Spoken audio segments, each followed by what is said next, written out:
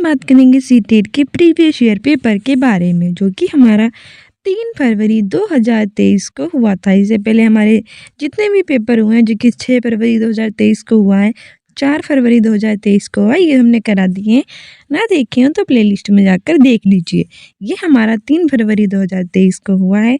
1 to 5 है, यानी कि प्राइमरी लेवल का है। हमारे 5 सब्जेक्ट होते हैं, जैसे आपको बताइए CDP होता है, हिंदी होता है, इंग्लिश होता है। इसकी जगह पे आप कोई भी ले सकते हैं, जो भी आपका मर्जी हो, उर्दू, संस्कृत वगैरह कोई भी लैंग्वेज है, ठीक है। और आपका मैथ होता है और EVS होता है, ठीक है। ये 5 सब्जेक्ट होते हैं। सबसे पहले हम CDP की बात करते हैं। हमारे शिफ्ट 1 का है, चाइल्ड डेवलपमेंट एंड पेडागोजी, ठीक है, बाल विकास और शिक्षा शास्त्र। इसमें हमारा पहला क्वेश्चन कह रहा है कि बच्चे समय की एक विशिष्ट अवधि तक बहुत सरलता के साथ भाषा सीखते हैं, क्योंकि उस अवधि में वे पर्यावरणीय प्रभावों के साथ प्रतिक्रिया करते हैं। इस अवधि को विकास की किस अवधि के रूप में जाना जाएगा? Children learn language with much easy up to a specific period of time because they are specially responsive to environmental influences in that period. Is this period is known as dash period of development. यानी कि जो हमारे छोटे छोटे बच्चे होते हैं, वो क्या करते हैं, एक विशिष्ट अवधि होती है जिसमें बहुत अच्छे से, बहुत आसानी से भाषा को सीख सकते हैं, ठीक है। क्योंकि उस अवधि में, वो उस उम्र में, वो पर्यावरण प्रभावों के साथ अपनी रिस्पॉन्स बहुत अच्छा देते हैं। तो उसी अवधि को पूछा जा रहा है कि वो अवधि होती कौन सी है। ऑप्शन ए है सेंसिटिव होती है, यानी कि संवेदनशील होती है। ऑप्शन बी है जोनल, यानी कि क्षेत्रीय होती है। ऑप्शन सी है विशिष्ट, यानी कि असामान्य, अटिपिकल होती है। और चौथी होती है अप्रतिक्रियात्मक, यानी कि नॉन रिस्पॉन्सिव। तो सही आंसर इसमें हमारा हो जाएगा ऑप्शन ए, सेंसिटिव, यानी कि ये कैसी होती है, ये संवेदनशील होती है, ठीक है। हमारी एक्सप्लेनेशन भी है कि बच्चे क्या होते हैं, समय की एक विशिष्ट अवधि तक बहुत ही आसानी के साथ भाषा को, यानी कि लैंग्वेज को सीखते हैं, क्योंकि उस अवधि में वे पर्यावरण प्रभावों के साथ प्रतिक्रिया, यानी रिस्पॉन्स करते हैं। और इस अवधि को विकास की संवेदनशील जो अवधि है, उसके रूप में हम जानते हैं। क्या कहते हैं कि ये अवधि है, ये उम्र है, ये जो वक्त होता है, ये कैसा होता है, संवेदनशील होता है। संवेदनशील का मतलब होता है, जब इसे संधि विच्छेद करें, 2 भागों में बांटें, तो सम प्लस वेदना इफ शीलता, ठीक है, 3 शब्दों से बना है संवेदनशील। सम प्लस वेदना और प्लस शीलता। सम का अर्थ होता है समान, वेदना का अर्थ होता है पीड़ा या फिर दुख, अर्थात समान पीड़ा का अनुभव करना ही संवेदनशीलता कहलाता है। इसके कई सारे लक्षण भी होते हैं, जैसे कि संवेदनशील होने की अवस्था, गुण या भाव, दूसरे की अनुभूति से शीघ्र प्रभावित हो जाना, ग्रहण करने की शक्ति, भावुकता और भाव प्रवणता, ठीक है। ये हमारा क्वेश्चन था, उसका आंसर था। नेक्स्ट हमारा है कि एक माँ ने देखा कि उसका एक जुड़वा दूसरे की तुलना में चलना सीखने में अधिक तेजी से प्रगति कर रहा है। सीखने में इस भिन्नता के विकास का कौन सा सिद्धांत जुड़ा है? A mother noticed that one of her twins is progressing more quickly in learning to walk than the other. Which principle of development is associated with this variation in learning? यानी क्या था कि एक माँ थी जिसके कैसे बच्चे थे, जुड़वा बच्चे थे, यानी कि 2 बच्चे थे। उसने देखा कि एक बच्चा तो बहुत तेज़ी से चल रहा है दूसरे बच्चे की तुलना में, यानी कि दोनों जुड़वा हैं तो एक जैसा विकास हो, ये संभव तो नहीं है। मतलब ऐसा आवश्यक तो नहीं हो सकता, एक जैसा हो सकता है, एक जैसा ना हो, ठीक है। तो माँ ने देखा कि एक बच्चा है वो दूसरे की तुलना में बहुत अधिक तेज़ी से सीख रहा है, बहुत तेज़ी से चल रहा है। तो इस भिन्नता के विकास का कौन सा सिद्धांत है? बच्चे जुड़वा होकर भी भिन्न भिन्न अवस्थाएँ, उनमें भिन्न भिन्न है विकास, तो उसमें है क्या? ऑप्शन ए है कि व्यक्तियों में विकास सिर से पैर तक होता है। Development proceeds from head to toe among individuals. Second है हर किसी में विकास चरण दर चरण आगे बढ़ता है। Development proceed stage by stage among everyone.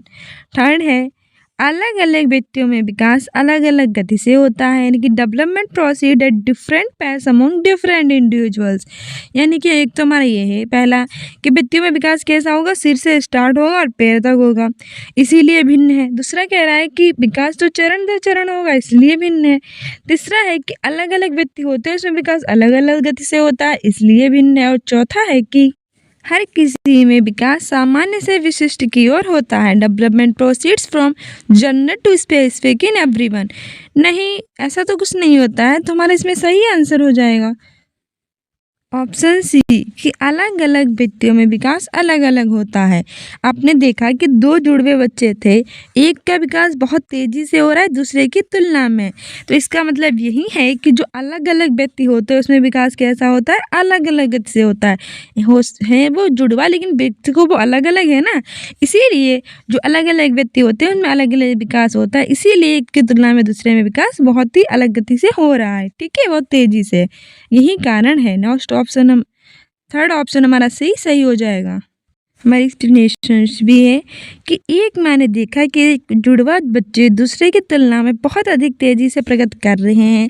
यह सिद्धांत अलग अलग व्यक्तियों में अलग अलग गति से विकास होता है उस पर निर्भर है, उससे जुड़ा हुआ है।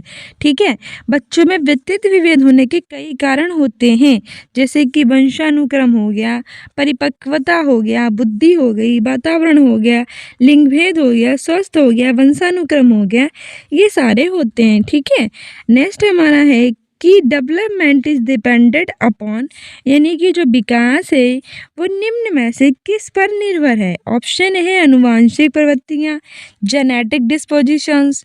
ऑप्शन बी है सामाजिक सांस्कृतिक प्रथाएं, socio cultural practices. Option C है भौतिक वातावरण, फिजिकल इन्वायरमेंट। तो हमारा ऑप्शन है कि केवल सी सही है। ऑप्शन बी है ए और बी दोनों सही हैं। ऑप्शन सी है सेकंड और थर्ड सही है। ऑप्शन डी है फर्स्ट, सेकंड और थर्ड सही है।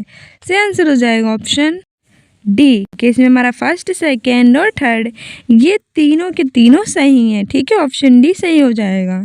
यानी कि जो डेवलपमेंट होता है, यानी कि जो विकास होता है, ये अनुवांशिक प्रवृत्तियों पर, जेनेटिक डिस्पोजिशंस पर, सामाजिक सांस्कृतिक जो हमारी प्रथाएं होती हैं, सोशियो कल्चर प्रैक्टिसेस इन पर, और भौतिक वातावरण होता है, फिजिकल इन्वायरमेंट, इन तीनों पे डिपेंड करता है। इसीलिए हमारा ऑप्शन डी सही हो गया। हमारी एक्सप्लेनेशन भी है कि आनुवांशिक प्रवृत्तियाँ, सामाजिक सांस्कृतिक प्रथाएं, भौतिक वातावरण आदि विकास पर निर्भर होती हैं। इस प्रकार दिए गए सभी विकल्प बिल्कुल सही हैं, क्योंकि विकास का जो स्वरूप होता है, जो उसकी गति होती है, वो कई सारे कारकों को प्रभावित करती है। विकास की अलग अलग अवस्थाओं पर अलग अलग पक्षों के लिए इन कारकों की महत्वपूर्ण जो भूमिका होती है वो रहती है। इन कारकों की वजह से ही वृद्धि और विकास की प्रक्रिया में प्राप्त परिवर्तन भी आ जाता है। विकास को प्रभावित करने वाले कारकों को ध्यान में रखकर बालकों का पूरी तरह से विकास के लिए उपयुक्त परिस्थितियां और जो साधन होते हैं वो क्या किए जाते हैं, प्रदान किए जाते हैं। नेक्स्ट स्टेप जीन पियाजे से देखो आ गया है। पिछला जो हमने 6 फरवरी को करवाया था और 4 फरवरी को, दोनों में कम से कम 3 या 4 क्वेश्चन आए थे, और इस तरह अगर पूरे में देखें तो कम से कम 5-6 क्वेश्चन आए थे। कम से कम 15 क्वेश्चन तो जीन पियाजे से पूछे गए थे। ठीक है, अगर आपने वो वीडियोस ना देखे हो तो देख लेना, और इसमें भी 2-3 तो क्वेश्चन आएंगे ही, यानी कि एक पेपर में कम से कम सारे सब्जेक्ट को मिला लें, 5 सब्जेक्ट को, तो 4-5 क्वेश्चन आ जाते हैं जीन पियाजे और वाइगोत्स्की से।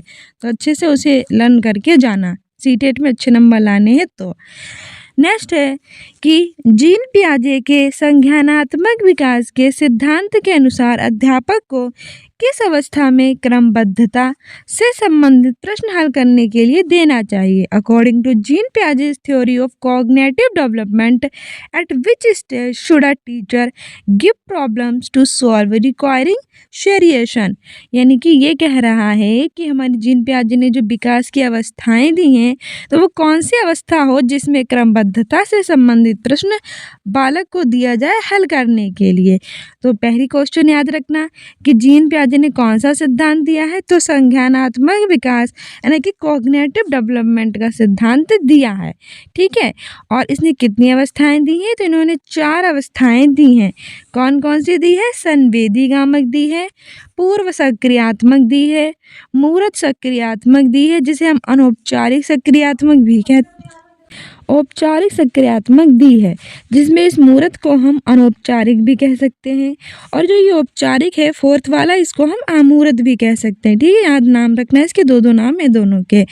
तो इसमें हमारा कौन सा आंसर सही हो जाएगा, ऑप्शन ए है हमारा सेंसरी मोटर संवेदीगामक, ऑप्शन बी है प्री ऑपरेशनल पूर्व सक्रियात्मक, ऑप्शन सी है कॉन्क्रीट ऑपरेशनल, मूरत सक्रियात्मक और ऑप्शन डी है फॉर्मल ऑपरेशनल, औपचारिक सक्रियात्मक। से आंसर हो जाएगा इसमें हमारा ऑप्शन सी कॉन्क्रीट ऑपरेशन यानी कि मूरत संक्रियात्मक। ठीक है, यानी कि जो जीन पियाजे थे उन्होंने संज्ञानात्मक विकास के जो मूरत संक्रियात्मक थे जिसे अनौपचारिक संक्रियात्मक भी कहते हैं, इसमें कहा था कि जो क्रमबद्धता होती है उसे संबंधित प्रश्न हल करने के लिए बच्चों को देना चाहिए। तो जीन पियाजे से कितने क्वेश्चंस बन रहे हैं कि जीन पियाजे ने कौन सा सिद्धांत दिया? इन्होंने कोग्निटिव डेवलपमेंट संज्ञानात्मक विकास का सिद्धांत दिया। कितनी अवस्थाएं दी इन्होंने? 4 अवस्थाएं दी। कौन कौन सी दी? पहली संवेदीगामक दी जो 0 से 2 वर्ष तक होती है, दूसरी पूर्व संक्रियात्मक दी जो 2 से 7 वर्ष तक होती है, तीसरी इन्होंने मूरत संक्रियात्मक दी जो 7 से 11 होती है, और चौथी औपचारिक दी जो 11 से अब यानी इससे ऊपर होती है। इसमें जो इन्होंने क्रमबद्धता वाली बात की है वो इन्होंने मूरत में की है। ऑप्शन सी सही हो जाएगा। हाँ, चलिए एक्सप्लेनेशंस के माध्यम से और अच्छे से इसे समझ लेते हैं। देखो इसमें टाइम लगेगा, लेकिन अगर आपको अच्छे से समझ में आ गया तो इसे कितने भी क्वेश्चंस आप आसानी से हल कर सकते हैं। हमारा कह रहा है कि जीन पियाजे के संज्ञानात्मक विकास के सिद्धांत के अनुसार अध्यापकों को मूरत संक्रियात्मक अवस्था में जो क्रमबद्धता होती है उससे संबंधित प्रश्न हल करने के लिए हमें देना चाहिए, क्योंकि जो मूरत संक्रियात्मक है इस अवस्था के दौरान बालक के 3 गुणात्मक मानसिक योग्यताओं में निपुणता हासिल कर लेता है, जैसे कि विचारों की विलोमयिकता, संरक्षण, कंजर्वेशन, और थर्ड होता है क्रमबद्धता और पूर्णांश। ठीक है, कौन सी अवस्था में? तीसरी अवस्था है मूरत संक्रियात्मक जो कि 7 से लेकर 11 वर्ष तक होती है। इसे हम अनौपचारिक अवस्था भी कहते हैं।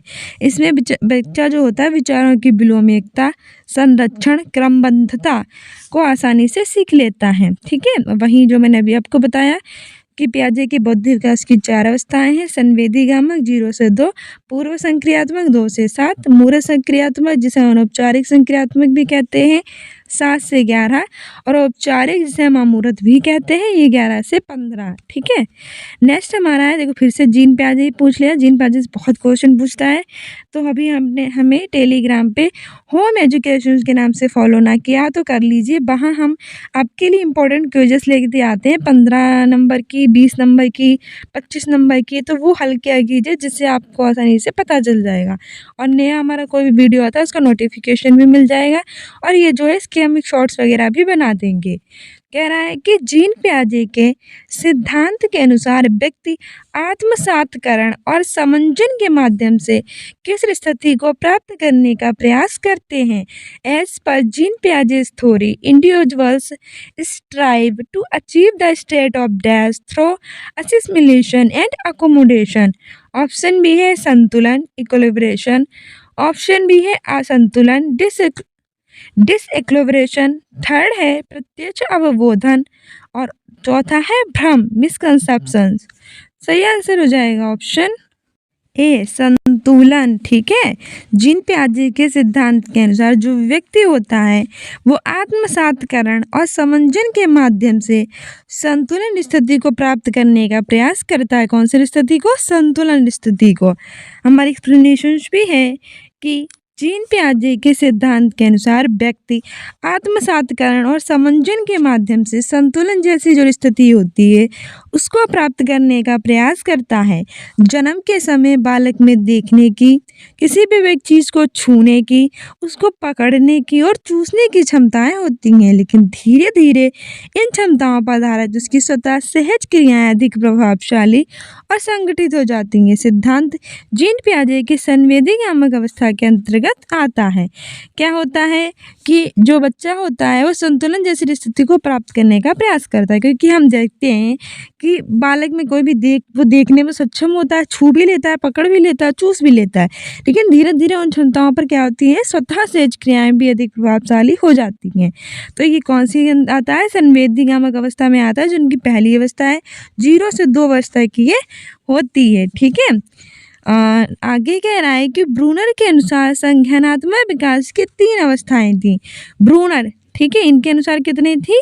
ये भी एक मनोवैज्ञानिक थे ब्रूनर, तो इनके अनुसार थी संज्ञानात्मक कोग्निटिव डेवलपमेंट की 3 अवस्थाएं। पहली थी क्रियात्मक अवस्था, दूसरी थी प्रतिबिंबात्मक अवस्था और तीसरी थी संकेतात्मक अवस्था। ठीक है, ये तीनों थी। नेक्स्ट है कि मनीषा, अ 6-year-old boy tends to see the world and the experience of other from his own viewpoint only and fails to consider others' viewpoints. There represents, यानी कि 6 वर्षीय लड़का है मनीष। वह दुनिया को और दूसरों के अनुभवों को केवल अपने ही दृष्टिकोण से देखता है और दूसरे के जो दृष्टिकोण होते हैं उसको समझने में कैसा रहता है, असफल रहता है। एक किसका प्रतिनिधित्व करता है, यानी कि जो मनीष है वो दुनियादारी को अपने पॉइंट ऑफ व्यू से देखता है। ठीक है, और दूसरे के दृष्टिकोण को समझ नहीं पाता, यानी कि मैं जो कहता हूँ वही सही है, तुम जो कहते हो वो मुझे समझ नहीं आ रहा, तो वो असफल रहता है। तो ये किसका प्रतिनिधित्व करेगा?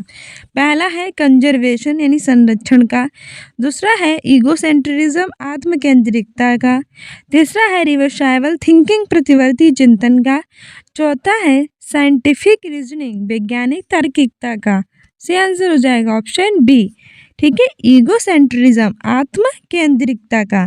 यदि मनीष को दुनियादारी को समझ नहीं आती है, उसे सिर्फ अपना दृष्टिकोण समझ में आता है, तो ये आत्म केंद्रिकता यानी ईगोसेंट्रिज्म का प्रतिनिधित्व करेगा, याद रखना। ठीक है, ईगोसेंट्रिज्म है।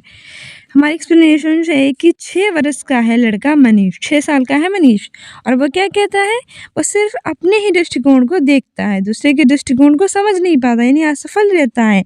तो ये आत्मकेंद्रिकता ईगोसेंट्रिज्म का प्रतिनिधित्व करेगा, क्योंकि दूसरे की जो भावनाएं और इच्छाएं होती हैं उनकी परवाह किए बिना सिर्फ अपने बारे में सोचना, ये आत्मकेंद्रिकता कहलाता है। और पियाजे के अनुसार जो बच्चे होते हैं उनके पास जो तर्क की मुख्य बाधाओं में से एकाग्रता भी शामिल है। दूसरों को बाहर करने के लिए स्थिति के एक पहलू पर ध्यान केंद्रित करने की प्रवृत्ति एक विशेष प्रकार का होता है केंद्रीकरण, और आत्मकेंद्रवाद शाब्दिक रूप से आत्मकेंद्रिकता है। नेक्स्ट है, according to Lawrence Kohlberg an individual at law and order orientation of moral development will believe that, यानी कि जो लॉरेंस कोहलबर्ग थे उन्होंने नैतिक विकास के सिद्धांत के अनुसार एक व्यक्ति जो नैतिक विकास के कानून एवं व्यवस्था चरण में है उसका मत क्या होगा। मैंने आपको जो पिछले वीडियोस कराए थे उसमें भी लॉरेंस कोहलबर्ग आए थे, यानी कि लॉरेंस कोहलबर्ग से भी क्वेश्चन पूछा जाते हैं। इन्होंने कौन सी व्यवस्था दी है, नैतिक विकास मोरल डेवलपमेंट की व्यवस्था दी है, और इनके अनुसार जो नैतिक विकास होता है उसकी कानून एवं व्यवस्था चरण है उसका क्या मत है। पहला है कि कानून और नियमों का पालन अन्य व्यक्तियों को प्रसन्न रखने के लिए करना चाहिए। Laws and rules must be obeyed to please others, यानी कि कानून नियम का पालन हम क्यों करें, क्योंकि हमारा दूसरे व्यक्ति हैं उनको क्या रख सके, प्रसन्न रख सकें, यानी कि खुश रख सकें। कि कानून तथा अधिकारियों की आज्ञा का पालन करना चाहिए जिससे सामाजिक प्रणाली सुगम बनी रहती है। Laws and orders of authorities must be obeyed so that social system is maintain, यानी कि हम कानून और अधिकारों को इसलिए उसकी आज्ञा का पालन करें जिससे समाज की एक प्रणाली है वो आसानी से बनी रहे। थर्ड है कि laws and rules must be obeyed to avoid punishment, यानी कि कानून और जो नियम होते हैं उनका पालन दंड से बचने के लिए करना चाहिए, यानी कि हम इसलिए पालन करें क्योंकि हमें दंड ना मिले। और चौथा है कि कानून तथा नियमों का पालन तभी करना चाहिए जब वे हमारी जो आवश्यकताएं होती हैं उनकी पूर्ति करें। Laws and rules must be obeyed only if they fulfil our needs. तो ये सारे के सारे ऑप्शंस में से ये सबसे अच्छा हमारा ऑप्शन ये वाला है कि कानून और अधिकारियों का हम इसलिए पालन करें आज्ञा का, इससे समाज की एक प्रणाली है वो आसानी से चलती रहे, यानी आसानी से बनी रहे। इसलिए नहीं करना चाहिए क्योंकि हमें दंड से बचना है, इसलिए भी नहीं करना चाहिए कि हमारी आवश्यकताओं को पूरा करना है। सबसे अच्छा हमारी ये ऑप्शन बी ही सही हो जाएगा। एक्सप्लेनेशंस भी है कि लॉरेंस कोहलबर्ग के नैतिक विकास के सिद्धांत के अनुसार एक व्यक्ति जो नैतिक विकास के कानून और व्यवस्था के चरण में है उसका यह मानना है कि कानून तथा अधिकारियों की आज्ञा का पालन करना चाहिए जिससे समाज में जो प्रणाली है वो आसानी से चलती रहे। लॉरेंस कोहलबर्ग ने पियाजे के द्वारा जो नैतिक विकास मोरल डेवलपमेंट था इसके विचारों को 3 स्तरों में प्रस्तुत किया था। मैंने उसे आपको पहले वाला बताया था। इसमें 10 से 16 वर्ष की आयु के बालकों के सामने कहानियों के रूप में नैतिक दुविधाओं को प्रस्तुत किया गया और उन दुविधाओं पर आधारित साक्षात्कार भी लिए गए। इसके 3 स्तर हैं। पहला है पूर्व परंपरागत स्तर, दूसरा है परंपरागत स्तर और तीसरा है उत्तर परंपरागत स्तर। ठीक है, नेक्स्ट हमारा है, ये भी लेव वाइगोत्स्की से है कि लेव वाइगोत्स्की ने निम्न में से कौन सा सिद्धांत दिया, यानी कि which of the following theory is given by लेव वाइगोत्स्की। इसमें से एक सिद्धांत है जो लेव वाइगोत्स्की ने दिया है। ऑप्शन ए है कि नैतिक विकास का संज्ञानात्मक सिद्धांत, cognitive theory of moral development. Option B है व्यक्तित्व विकास का मनोवेगी सिद्धांत, psychodynamic theory of personality development. Option C है संज्ञानात्मक विकास का सामाजिक सांस्कृतिक सिद्धांत, socio cultural theory of cognitive development. और ऑप्शन डी है लगाव का विकासात्मक सिद्धांत, यानी कि डेवलपमेंट थ्योरी ऑफ अटैचमेंट। सही आंसर हो जाएगा इसमें हमारा ऑप्शन सी, संज्ञानात्मक विकास का सामाजिक सांस्कृतिक सिद्धांत, socio cultural theory of cognitive development. लेव वाइगोत्स्की ने किसकी बात की है? इन्होंने संज्ञानात्मक विकास के सामाजिक सांस्कृतिक सिद्धांत की बात की है और इन्होंने ZPD यानी जॉन ऑफ प्रॉक्सिमल डेवलपमेंट दिया है। स्केयर फोल्डिंग यानी कि पहाड़ों ढांचा और मोर नॉलेजेबल यानी अधिक जानकारी की भी बात की है, ये भी याद रखना। एक्सप्लेनेशन भी है कि लेव वाइगोत्स्की ने संज्ञानात्मक विकास का सामाजिक सांस्कृतिक सिद्धांत जो है वो प्रस्तुत किया है। ये सोवियत संघ रूस के थे मनोवैज्ञानिक थे। उन्होंने मानव के सांस्कृतिक और जैव सामाजिक विकास का सिद्धांत दिया जिसे सांस्कृतिक ऐतिहासिक मनोविज्ञान कहा जाता है। वाइगोत्स्की ने शिक्षक के रूप में अनुभव के दौरान यह जाना कि बालक अपने वास्तविक विकास स्तर से आगे जाकर समस्याओं का समाधान कर सकते हैं। मतलब उन्होंने कहा कि जो बच्चे होते हैं उनका जो वास्तविक स्तर होता है उससे वो थोड़ा जाकर उनकी जो प्रॉब्लम्स होती हैं उनको वो सोल्व कर सकते हैं। यदि हम उन्हें क्या दें, थोड़ा सा निर्देश दें। ठीक है, यानी कि पालो ढांचे की इन्होंने बात की है। इन्होंने इस स्तर को संभावित विकास कहा है। क्या कहा है? संभावित विकास। बालक के वास्तविक विकास स्तर और संभावित विकास स्तर के बीच के अंतर क्षेत्र को इन्होंने निकटतम विकास का क्षेत्र कहा है। नेक्स्ट है, a student is struggling to solve a given question as per Lev Vygotsky. In this situation a teacher should, यानी कि एक विद्यार्थी जो दिया गया प्रश्न होता है उसको हल करने में कैसा फील कर रहा है? चुनौती बहुत ज़्यादा महसूस कर रहा है। यदि लेव वाइगोत्स्की के अनुसार इस स्थिति में एक अध्यापक को क्या करना चाहिए? मतलब आप एक टीचर हैं, आपने एक बच्चे को कोई प्रॉब्लम सॉल्व करने के लिए दी है, लेकिन वो क्या कर रहे हैं, बहुत ही चुनौती फील कर रहे हैं, बहुत ही डिफिकल्टीज फील कर रहे हैं। तो एक टीचर होने के नाते आपको क्या करना चाहिए? ऑप्शन ए है कि विद्यार्थी को अनदेखा कर देना चाहिए और उसे अकेले संघर्ष करते रहना देना चाहिए। Ignore the student and let him struggle alone. बिल्कुल गलत बात है। अनदेखा हमें कभी बच्चे को नहीं करना चाहिए। ठीक है, अकेले क्यों बच्चों को संघर्ष करने देंगे? नेक्स्ट है कि विद्यार्थी को अगले कदम हेतु संकेत और इशारे देने चाहिए। Give hints and clues to student regarding next move. Next हमारा है कि सीधे तौर पर सही जवाब बता देना चाहिए। Tell the correct answer immediately, नहीं हमें तुरंत उसे इमीजिएटली आंसर नहीं देना चाहिए, फिर वो कुछ क्या कर पाएगा, फिर तो कुछ कर ही नहीं पाएगा वो। और चौथा है कि सवाल को हल ना कर पाने के लिए विद्यार्थी को दंडित करना चाहिए। Punish the student for not being able to solve the question. ये भी गलत है, हमें दंड उसे देना नहीं चाहिए। दंडित आ गया, नेगेटिव में चला जाएगा। सीधे तौर पर नहीं बताना चाहिए, अकेले संघर्ष करने के लिए छोड़ना नहीं चाहिए। तो हमें टीचर होने के नाते सबसे अच्छा ये कर सकते हैं कि विद्यार्थी को अगले कदम के लिए हम उन्हें संकेत और इशारे जो हैं वो दे सकते हैं। विद्यार्थी को क्या करना चाहिए? अगला कदम बढ़ाने के लिए संकेत और इशारे देने चाहिए। ऑप्शन बी हो जाएगा हमारा बिल्कुल सही है। हमारी एक्सप्लेनेशन भी कह रही है कि एक विद्यार्थी दिए गए जो प्रश्न होते हैं उनको हल करने में चुनौती को महसूस कर रहा है। लेव वाइगोत्स्की के अनुसार इस स्थिति में एक अध्यापक होने के नाते आपका अगला कदम ये होगा कि आपको क्या करना चाहिए, उसे संकेत और इशारे करने चाहिए। मतलब कुछ संकेत और इशारे दे देने चाहिए जिसमें वो चुनौती महसूस कर रहा है उसे निपट सके।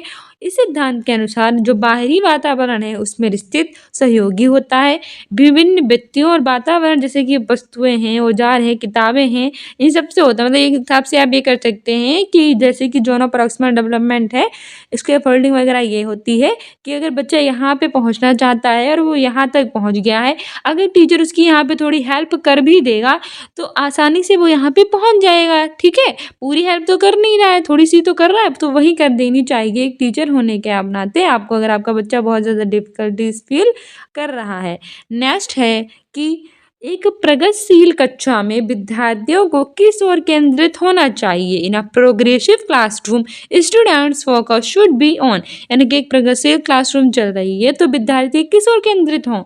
ऑप्शन ए है कि अपने सहपाठियों से प्रतिस्पर्धा की ओर, कॉम्पिटिटिव विद देयर पेयर्स, गलत है। प्रतिस्पर्धा को हमें बढ़ावा नहीं देना चाहिए। दूसरा है जितना हो सके उतना कंठस्थीकरण करने हेतु rote memorising as much as possible, ये भी गलत है। रोट मेमोराइजेशन को कभी बढ़ावा नहीं देना चाहिए। थर्ड है मूर्त पुरस्कार जैसे ट्रॉफी जीतने की ओर, winning tangible reward such as trophy, नहीं मूर्त पुरस्कार के लिए भी नहीं। चौथा हमारा है सक्रिय भागीदारी ज्ञान सृजन की ओर, constructing the knowledge with active participation, सही आंसर ऑप्शन डी ही हो जाएगा। ठीक है, एक प्रगतिशील कक्षा में जो विद्यार्थी होते हैं उन्हें सक्रिय भागीदारी द्वारा ज्ञान सृजन की ओर क्या होना चाहिए? केंद्रित होना चाहिए। ठीक है, प्रतिस्पर्धा को बढ़ावा नहीं देना है, रोड नंबराइजेशन करनी नहीं है, जो पुरस्कार वगैरह है वो भी हमारे नेगेटिव में जाएंगे, लेकिन सक्रिय भागीदारी पॉजिटिव में जाएगी। ऑप्शन डी बिल्कुल सही हो जाएगा। एक्सप्लेनेशन भी है कि एक प्रगतिशील कक्षा में जो विद्यार्थी होते हैं उन्हें सक्रिय भागीदारी के द्वारा ज्ञान अर्जन की ओर केंद्रित होना चाहिए। ठीक है, सक्रिय भागीदारी किसकी ओर केंद्रित होना चाहिए? ज्ञान को अर्जित करने के लिए केंद्रित होना चाहिए। प्रगतिशील शिक्षा जो होती है वो वर्तमान अनुभव में निहित होती है। अधिकांश प्रगतिशील कक्षा में कई सारे गुण होते हैं, जैसे कि करके समाधान तथा आलोचनात्मक सोच पर बल देगा। समाज में जो जिम्मेदारी होती है, लोकतंत्र के लिए शिक्षा होगी, सहयोगात्मक और सहकारी शिक्षण परियोजनाएं होंगी, समूह कार्य, सामाजिक कौशलों का विकास होगा और रटे रटाए ज्ञान के बजाय समझदारी और क्रिया को शिक्षा का लक्ष्य माना जाएगा। ठीक है, हमारी मोस्ट इंपॉर्टेंट क्या है? हम करके समाधान, आलोचनात्मक सोच पर बल दें, समाज में जो जिम्मेदारियां और लोकतंत्र है उसके लिए शिक्षा करें, सहयोगात्मक और सहकारी शिक्षण की परियोजनाएं हों, समूह में कार्य होगा, सामाजिक कौशल होंगे और रटे रटाए ज्ञान के बजाय समझदारी से और क्रिया को शिक्षा का लक्ष्य माना जाएगा। ये सब होती हैं। नेक्स्ट है कि हार्वर्ड गार्डनर के द्वारा प्रतिपादित बहुबुद्धियों में कौन सा शामिल नहीं है? Which of the following is not one of the multiple intelligences पर्पस्ड bye Harvard gardener? Option A भाषाई बुद्धि, लिंग्विस्टिक इंटेलिजेंस। ऑप्शन बी है भावनात्मक बुद्धि, इमोशनल इंटेलिजेंस। ऑप्शन सी है स्थानिक बुद्धि, स्पैटिकल इंटेलिजेंस। ऑप्शन डी है संगीत बुद्धि, म्यूजिकल इंटेलिजेंस।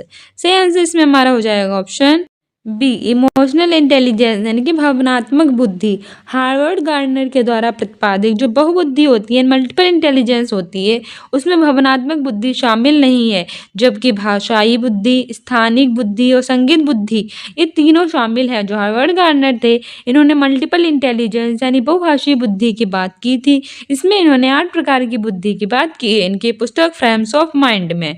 ठीक है, देखो इसमें बताया भी गया है कि भावनात्मक बुद्धि नहीं शामिल है। इसने 8 प्रकार की बुद्धि बताई हैं।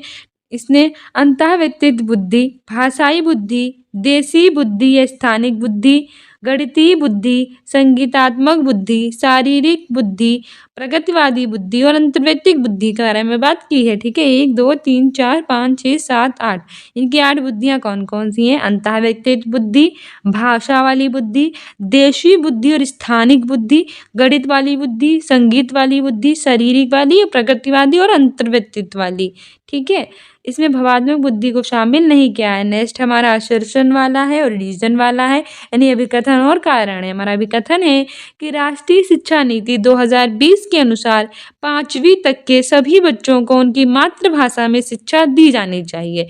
According to the national education policy 2020, all children up to the 5th standard should be given education in their mother tongue, यानी कि राष्ट्रीय शिक्षा नीति क्या कहती है कि 2020 के अनुसार 5वीं तक के जितने भी बच्चे हैं उन्हें किसमें शिक्षा देनी चाहिए, मातृभाषा में। लेकिन रीज़न है कि छोटे बच्चे अपनी मातृभाषा में जो सार्थक अवधारणाएं होती हैं उनको अधिक तेजी से सीखते भी हैं और समझते भी हैं, यानी कि young children learn and understand meaningful concepts more quickly in their mother tongue. तो इसमें चूज हमें करेक्ट ऑप्शन है, तो ऑप्शन ए है कि both A and R true and R is not the correct explanation of A, यानी ये और दोनों सही तो है पर सही व्याख्या नहीं कर रहा है। सेकंड है कि both A and R true but R is not the correct explanation of A, यानी कि ये और दोनों सही है लेकिन जो आर है वो एक ही सही व्याख्या नहीं है। नेक्स्ट है पहला, ठीक है, देखो इसने एक आपसे गलती कर दी है, इसमें नोट लगा दिया है लेकिन यहाँ पे नहीं लगाया है, और यहाँ पे देखो इसने नहीं लगाया और यहाँ पे लगा दिया है, तो फिर थोड़ा सा हिंदी और इंग्लिश में तो कन्फ्यूजिंग हो गया, पूरा का पूरा आंसर ही बदल गया। तो इसमें हमारा सही आंसर हो जाएगा ऑप्शन ए, ठीक है। और उसमें हिंदी वाला आएगा कि ए और दोनों सही है और आर ए की सही व्याख्या बिल्कुल कर रहा है, ठीक है, हिंदी वाला हमारा बिल्कुल सही है। हमारे एक्सप्लेनेशंस भी है कि राष्ट्रीय शिक्षा नीति 2020 के अनुसार 5वीं तक के सभी बच्चों को उनकी जो मातृभाषा होती है मदर लैंग्वेज उसमें शिक्षा देनी चाहिए, क्योंकि जो छोटे बच्चे हैं वो अपनी मातृभाषा में सार्थक अवधारणाएं होते हैं उनको बहुत तेजी से सीखते भी हैं और समझते भी हैं। इस तरह से ये और दोनों सही और सही व्याख्या कर रहा है। हमारी राष्ट्रीय शिक्षा नीति 2020 में शिक्षा की पहुंच, समानता, गुणवत्ता, वहनीय शिक्षा और उत्तरदायित्व जैसे जो मुद्दे होते हैं उस पर विशेष ध्यान दिया जाता है। ये इसरो यानी इंडियन स्पेस रिसर्च ऑर्गेनाइजेशन के पूर्व प्रमुख थे डॉक्टर के कस्तूरी रंगन की अध्यक्षता वाली समिति वाली रिपोर्ट पर आधारित थी, ठीक है। राष्ट्रीय शिक्षा नीति 2020 वर्ष 1968 और 1986 के बाद स्वतंत्रता की तीसरी शिक्षा नीति थी। कितनी शिक्षा नीति आ चुकी है? 3। पहली आई थी 1968 में, दूसरी आई थी 1986 में, वही जो 68 है उसको उल्टा कर दो, 86 कर दो और फिर 2020 में, ठीक है। ये नई शिक्षा नीति 2020 में शैक्षिक पाठ्यक्रम को 5+3+3+4 प्रणाली के आधार पर विभाजित किया गया है। नेक्स्ट है how should a teacher deal with gender stereotypes prevalent among students, यानी कि जो अध्यापक है उसको विद्यार्थियों में प्रचलित जो जेंडर रूढ़िवाद हैं उनसे किस प्रकार निपटना चाहिए। ऑप्शन ए है कि विद्यार्थियों में जेंडर विशिष्ट भूमिकाएं होती हैं उनको बढ़ावा देना चाहिए, promote gender typical roles among students. Option B है वास्तविक जीवन से संबंधित ऐसे उदाहरण प्रस्तुत करने चाहिए जो रूढ़िवादों को चुनौती दें, present real life examples which counter stereotypes. Option C है कि विद्यार्थियों के एक समान जेंडर आधारित समूह बनाने चाहिए, practice same gender based grouping of students. और चौथा है कक्षा में जेंडर पर आधारित मुद्दों पर बात नहीं करनी चाहिए, avoid discussions around gender issues in the classroom. नहीं, ऐसा तो कुछ नहीं करना चाहिए कि हम जेंडर वाले मुद्दे ही हटा दें, ना तो हमें एक समान जेंडरधारी समूह बनाने चाहिए। हम सबसे अच्छा ये कर सकते हैं कि उन्हें वास्तविक जीवन से संबंधित ऐसे कई उदाहरण प्रस्तुत कर सकते हैं जो रूढ़िवादिता को क्या देते हो, चुनौती देते हो। जैसे घर में खाने हैं लड़कियां बनाएंगी, बाहर जाकर काम लड़के करेंगी, तो एक जेंडर रूढ़िवादिता चल ही आ रही है। पर हमको उदाहरण दे सकते हैं कि देखो बहुत सारे शेफ्स हैं वो खाना भी बनाते हैं और बहुत सारी जो फीमेल हैं वो बाहर जाकर वर्क करती हैं, और जो घर पे हैं वो जो हमारे हस्बैंड्स वगैरह वो भी काम कर सकते हैं। तो ऐसे कई सारे उदाहरण दे सकते हैं। एक्सप्लेनेशन भी है कि जो एक टीचर है उसको विद्यार्थियों में प्रचलित जो जेंडर रूढ़िवादिता है उसको निपटने के लिए वास्तविक जीवन से संबंधित कई उदाहरण प्रस्तुत करने चाहिए, ठीक है, जो कि जेंडर रूढ़िवादिता को चुनौती देते हों। एंड जेंडर रूढ़िवादिता एक तरह से जो होती है वो पितृसत्ता होती है, यानी कि पिता जो है वो सारे काम करेगा, जो मम्मी होंगी वो कुछ नहीं करेंगी, बस घर पे खाना बनाएंगी, तो देनी चाहिए। नेक्स्ट है कि एक बहुसांस्कृतिक कक्षा में अध्यापक को क्या करना चाहिए। In a multicultural classroom a teacher should, option A है कि केवल प्रबल समूह की सांस्कृतिक प्रथाओं को प्रधानता देनी चाहिए, promote cultural practices of dominant group only. Option B है कि केवल सुविधा वंचित समूहों की सांस्कृतिक प्रथाओं को प्रधानता देनी चाहिए, promote cultural practices of disadvantaged groups only. देखो ओनली लग गया इसमें भी, थर्ड है कि प्रबल समूह की सांस्कृतिक प्रथाओं की नकारात्मकता प्रस्तुत करनी चाहिए, negatively present cultural practices of dominant group. और चौथा कह रहा है कि विद्यार्थियों के सामाजिक सांस्कृतिक अनुभवों के संदर्भ में उनकी व्यक्तिगत भिन्नताओं का सम्मान करना चाहिए। Respect individual differences of students in terms of their socio cultural experience. देखो सबसे अच्छा हमें यही चौथा वाला मिल गया है कि विद्यार्थियों के जो सामाजिक सांस्कृतिक अनुभव हैं उनके संदर्भ में उनकी व्यक्तिगत विभिन्नताओं को क्या करना चाहिए, सम्मान करना चाहिए। ठीक है, हमारी एक्सप्लेनेशन भी कह रही है कि एक बहुसांस्कृतिक कक्षा में अध्यापक जो हैं उनको विद्यार्थियों के सामाजिक सांस्कृतिक अनुभवों के संदर्भ में उनकी जो व्यक्तिगत विभिन्नताएं उनका सम्मान करना चाहिए। बहुसांस्कृतिक शिक्षा के कई सारे उद्देश्य होते हैं, जैसे कि अध्यापकों द्वारा प्रजातांत्रिक मूल्य हैं उनको विकसित करने में एक अभिकर्ता की हमें भूमिका प्रदान करनी चाहिए। वहीं विद्यार्थियों को ज्ञान के संवर्धन में, मूल्यों में और योग्यताओं को अथवा क्षमताओं को विकसित करने के लिए उनके सशक्तिकरण के लिए योगदान देना चाहिए। सामाजिक न्याय और समानता की जो भावना है उसको विकसित करना चाहिए। अपने मार्ग से विचले जो छात्र हैं उनको दिशा प्रदान करना और उन्हें प्रोन्नति के मार्ग पर लाना और विभिन्न जो संस्कृतियाँ होती हैं उनकी शिक्षा प्रदान करने में सहयोग करना चाहिए। नेक्स्ट है कि when assessment is done for students comprehension and understanding of a skill or lesson during the learning and teaching process if it refers to, यानी कि जब आकलन जो है वो विद्यार्थियों की किसी कौशल संबंधी बोध में और समझ या पाठ के अधिगम और शिक्षण प्रक्रिया के दौरान किया जाता है तो इसे हम कहते क्या हैं। ऑप्शन ए है कि अधिगम के लिए आकलन कहेंगे assessment for learning. Option B है अधिगम का आकलन कहेंगे assessment of learning. Option C की सतत मूल्यांकन कहेंगे नॉन कंटिन्यूस एवोल्यूशन। चौथा है कि युगात्मक मूल्यांकन कहेंगे समेटिव एवोल्यूशन।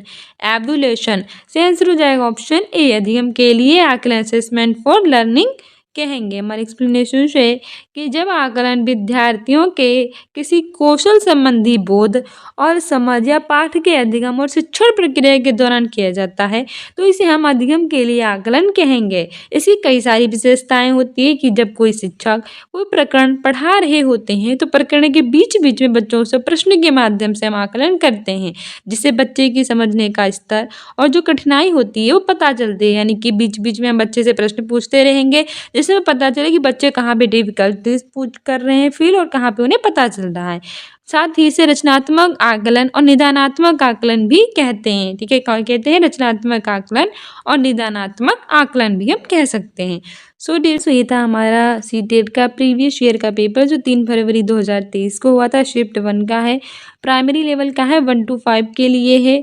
ठीक है, आज हमने अपने 15 क्वेश्चंस की बात कर ली है। नेक्स्ट वीडियो में अपने 15 क्वेश्चंस की बात करेंगे CDP के। मिलते हैं नेक्स्ट वीडियो में। Don't forget to subscribe our channel. साथ ही आपने अगर अभी तक होम एजुकेशन के नाम से हमें टेलीग्राम पे फॉलो ना किया हो तो प्लीज़ फॉलो कर लीजिए अपने एग्जाम में बेटर करने के लिए। Thank you.